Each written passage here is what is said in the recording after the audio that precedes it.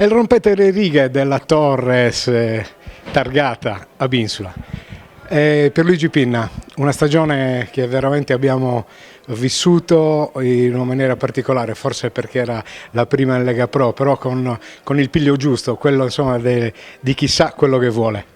Beh sì, dai, diciamo che è una stagione che è iniziata ad agosto dell'anno scorso, quindi è stata un po' sempre è stata un po' di corsa, dai. Quindi abbiamo un po' cercato di mettere tutte le risorse che avevamo, sia manageriali sia un po' economiche, per cercare appunto di riuscire a rimanere in questa realtà professionistica. Ci siamo riusciti, quindi diciamo siamo contenti.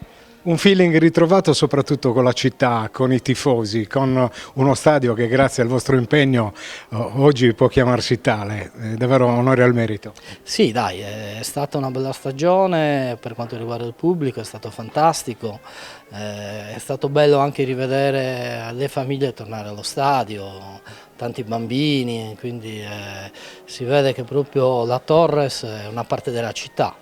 Quindi non ce lo nascondiamo, ce la ricordiamo sempre da bambini. Adesso sto avendo la possibilità, un po' l'orgoglio di gestirla, e quindi sicuramente aver riportato tante persone allo stadio è un motivo sicuramente molto molto emozionante. Al lavoro per la prossima stagione e naturalmente Forza Torres, grazie Presidente.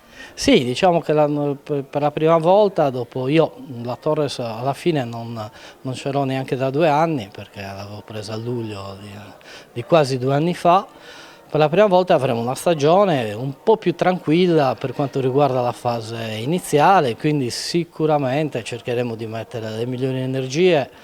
Non chiamo programmazione, ma diciamo avere la giusta calma per fare le giuste scelte, analizzando questi 2 anni, capendo le cose, tante cose positive che ci sono state, cercando di essere critici sulle cose che invece magari sono andate meno bene, per cercare di dare il meglio sicuramente nella prossima stagione. Con il mister della Torres, Alfonso Greco, alla fine di una stagione che tutti abbiamo vissuto in una maniera particolare. Intanto complimenti per quanto ho raggiunto sul campo.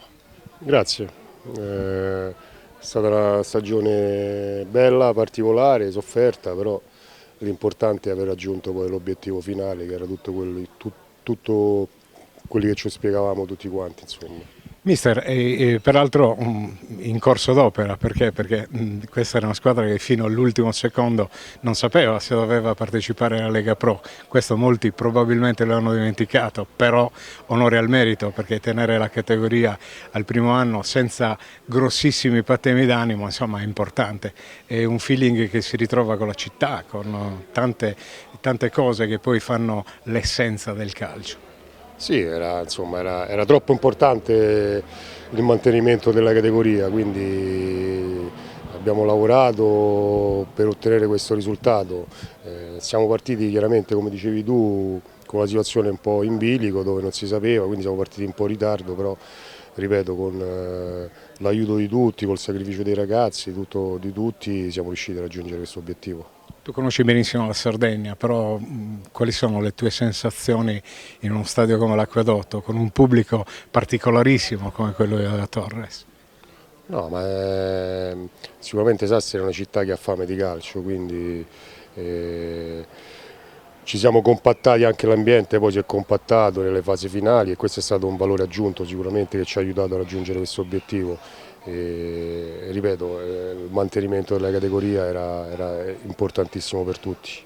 Grazie mille. Prego.